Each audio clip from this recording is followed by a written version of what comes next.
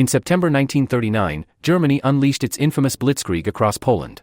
Fast, brutal, and tactically dazzling, the Wehrmacht carved through resistance with precision. But the real strategic decisions that would seal Germany's fate came not from the battlefield, but from Hitler's desk in Berlin. Early success bred arrogance. Within a year, the Führer believed his war machine was unstoppable, and that belief would cost Germany the war. Germany's initial victories over Poland, France, and the Low Countries convinced Hitler that quick wars could bring lasting peace, on his terms. But these assumptions ignored the strategic reality of global war. The Wehrmacht wasn't built for protracted, multi-theater conflict.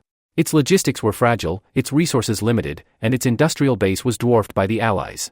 Yet, intoxicated by victory, Germany kept pushing. One of the earliest and most critical strategic missteps was Hitler's failure to neutralize Britain. After France fell, the Germans believed Britain would sue for peace. Instead, the UK stood firm. Operation Sea Lion, Germany's planned invasion of Britain, was postponed and eventually scrapped after the Luftwaffe failed to gain air superiority during the Battle of Britain. This not only allowed the British to remain a base of Allied resistance in Europe but also opened the door for American entry into the conflict. Even more damaging was the Nazi leadership's ideological obsession with the East. Instead of consolidating gains or forcing Britain to the table, Hitler turned his eyes toward the Soviet Union. This decision, Operation Barbarossa, would become the single largest and most disastrous gamble of the war.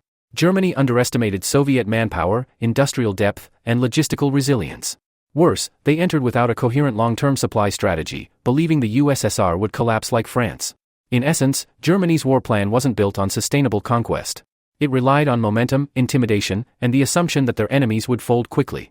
When they didn't, the limitations of Germany's economic and logistical base became impossible to ignore. The early illusion of blitzkrieg masked fatal strategic overreach, one that laid the groundwork for future disaster. On June 22, 1941, Germany launched Operation Barbarossa, the largest military invasion in history. Over 3 million Axis troops surged into the Soviet Union across a 2,900-kilometer front. For Hitler, this was a war of ideology and territory, a campaign to annihilate Bolshevism and create Lebensraum for the German people. But beneath this grand vision lay staggering strategic naivety and critical miscalculations. First, Hitler believed the Soviet Union would collapse within months. His generals expected a quick, decisive campaign similar to France, a belief bolstered by Stalin's recent purges, which had crippled the Red Army's leadership.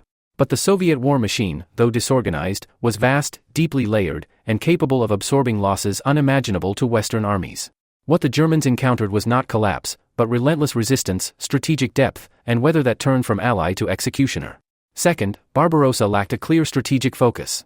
The German advance was split into 3 army groups, north to Leningrad, center to Moscow, and south to Ukraine. Hitler initially prioritized the push to Moscow but later diverted forces southward toward Kiev, delaying the Moscow offensive. These conflicting objectives fragmented Germany's momentum. When the final push toward Moscow resumed, it was too late. The winter of 1941 had arrived. That winter would prove catastrophic. German soldiers, equipped for a summer campaign, froze in sub-zero temperatures. Supply lines collapsed under the strain of distance and climate. Horses replaced trucks. Fuel ran out. Tanks stalled. Men died not from bullets, but frostbite and starvation. Moscow held, and with it, the myth of Nazi invincibility broke. Strategically, Barbarossa exposed the limits of Germany's logistical infrastructure. The Wehrmacht was ill-prepared for a long campaign across the vast Russian steppes. Roads were poor. Rail gauges were incompatible. Ammunition and fuel had to travel immense distances over unreliable lines. The deeper they pushed, the more vulnerable their forces became. Moreover, the ideological nature of the campaign alienated potential allies. Many Ukrainians and Balts initially welcomed the Germans as liberators from Stalin's tyranny. But Nazi brutality, mass shootings, forced labor, and scorched earth policies turned local populations into partisans. Instead of weakening the Soviet Union from within, Germany only hardened its resolve. Barbarossa also transformed the war into a global conflict of attrition. By overcommitting to the East without defeating Britain in the West, Hitler ensured a two-front war, the very scenario Germany had always feared. The invasion woke the Soviet industrial giant. By 1942, entire factories had been relocated east of the Urals. Soviet tank production soared. American Lend-Lease aid soon filled critical supply gaps. In sum, Operation Barbarossa was not just a strategic blunder, it was a monumental failure of planning, hubris, and ideological blindness. What was intended as a swift knockout became a brutal, grinding war of survival. And it was in the snow outside Moscow that the tide of World War II began to turn against Germany. On December 11, 1941, Adolf Hitler declared war on the United States, just 4 days after Japan's surprise attack on Pearl Harbor. It was a stunning, almost irrational decision. Roosevelt had not declared war on Germany. Hitler wasn't obligated to support Japan. There was no pressing military necessity. And yet, with one speech, Hitler expanded the war from a continental struggle into a global confrontation with the world's most industrialized nation. The strategic implications were immense. First, it united two major global powers, the United States and the Soviet Union, into a coordinated opposition. Germany had hoped to keep the United States distracted in the Pacific and Britain isolated in Europe. Instead, it faced an unprecedented alliance.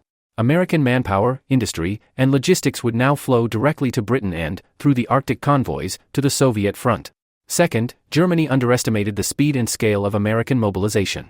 By 1943, the United States was producing more aircraft, tanks, and warships than all Axis powers combined.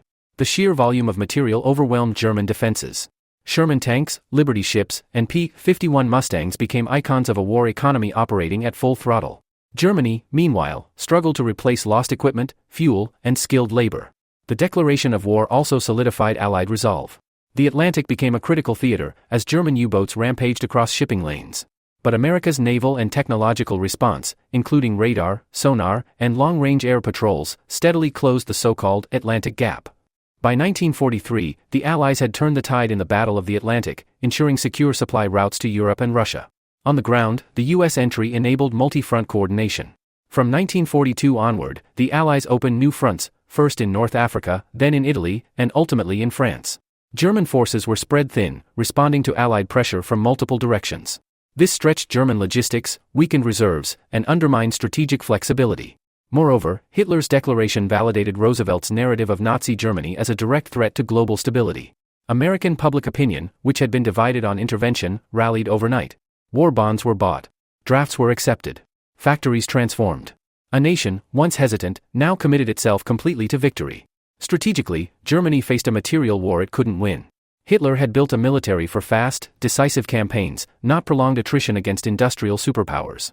The Wehrmacht's tactical brilliance couldn't compensate for inferior production capacity and dwindling manpower. Critically, this blunder also reflected Hitler's flawed worldview.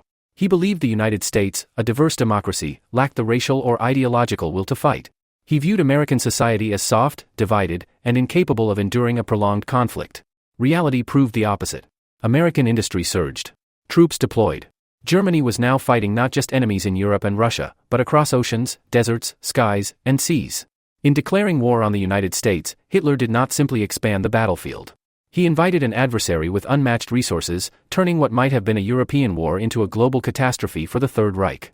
The summer of 1941 marked a decisive shift in Nazi Germany's military ambition.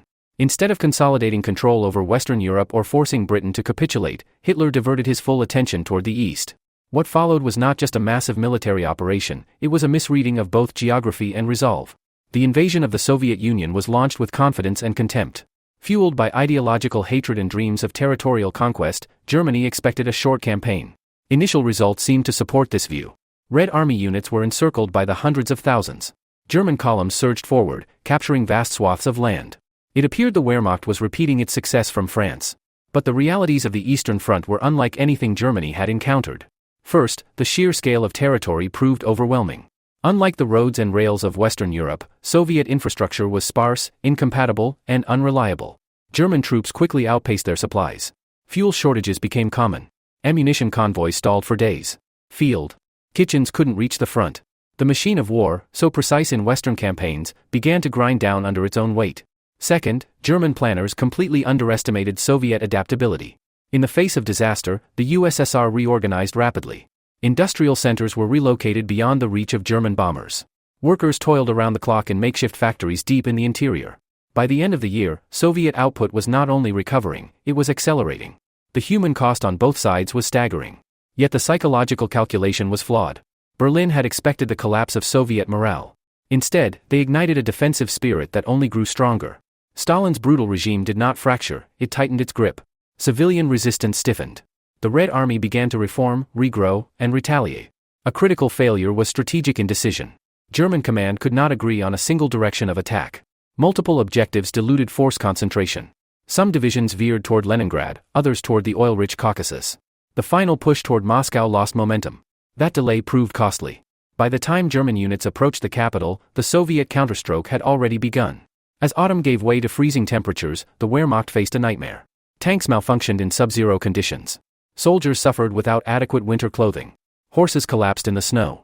The swift campaign Hitler promised had turned into a logistical and human catastrophe.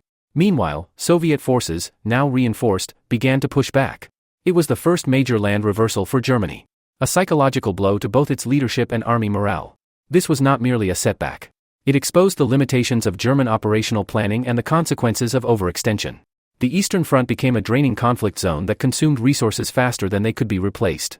The failure to destroy the Soviet Union in 1941 sealed Germany's fate. From that point on, the conflict would bleed them slowly, relentlessly, and fatally, until the Third Reich collapsed under the weight of its own ambition. By 1943, the tide of the war had unmistakably turned. The German war machine, once feared for its precision and momentum, was now faltering under pressure from every direction. The turning point was not a single battle or moment, but an accumulation of miscalculations, overreach, and inflexible command. In the West, the Allies had gained complete control of the Atlantic. German U-boat dominance collapsed as new radar technology, code-breaking, and coordinated convoys made submarine warfare increasingly ineffective. Hitler had failed to secure the seas, and as a result, the British Isles remained a critical launchpad for American and British power. Then came the Mediterranean. Italy, Germany's most unreliable partner, crumbled under pressure. Mussolini's regime fell, and the Italian peninsula became a battleground that stretched German forces even thinner. Defensive operations in southern Europe consumed manpower that might have been decisive elsewhere. Every theater opened became another drain on Germany's capacity to respond. Meanwhile, the Eastern Front evolved into a vast killing field. After the catastrophe at Stalingrad, the Wehrmacht never fully recovered its offensive initiative. The Battle of Kursk in 1943 confirmed what many in German high command feared but couldn't say aloud: the Red Army had gained the upper hand in both numbers and tactics. From that point, the Soviet advance became relentless, pushing westward city by city, village by village. The Allied bombing campaign brought the war home to the German population. Cities like Hamburg, Cologne, and Dresden suffered devastation on a scale previously unseen in Europe. German industry, though resilient, began to fracture under the weight of constant aerial bombardment. Infrastructure collapsed. Supply chains failed. Civilian morale withered under fire and deprivation. On the political front, Hitler's command style grew increasingly erratic. He refused to allow strategic retreats, demanded pointless last stands, and dismissed generals who disagreed. This obsession with ideological purity over practical warfare doomed entire armies. The Waffen-SS, once elite shock troops, were increasingly tasked with holding lost ground, often against overwhelming odds. By June 1944, the Allies struck in Normandy. Operation Overlord opened the Western Front. Now Germany faced a nightmare scenario, fighting a two-front war against materially superior enemies. Berlin's hopes for internal Allied disputes or Soviet collapse had long evaporated. The overwhelming coordination between Allied powers now ensured that Germany's defeat was not a question of if, but when. As the Soviet army stormed into Poland and the Allies advanced through France, Germany's cities became pockets of rubble, its armies shadows of their former selves. Yet, Hitler persisted. Even as Berlin itself was encircled, orders were issued with no troops to execute them. In April 1945, with Soviet troops mere blocks from his bunker, Adolf Hitler ended his life. Days later, Germany surrendered. The defeat of Nazi Germany was not merely the result of enemy strength, it was the consequence of strategic blindness. Ideology replaced pragmatism. Arrogance overruled caution. And the Third Reich, consumed by its own contradictions, collapsed under the weight of the very war it unleashed.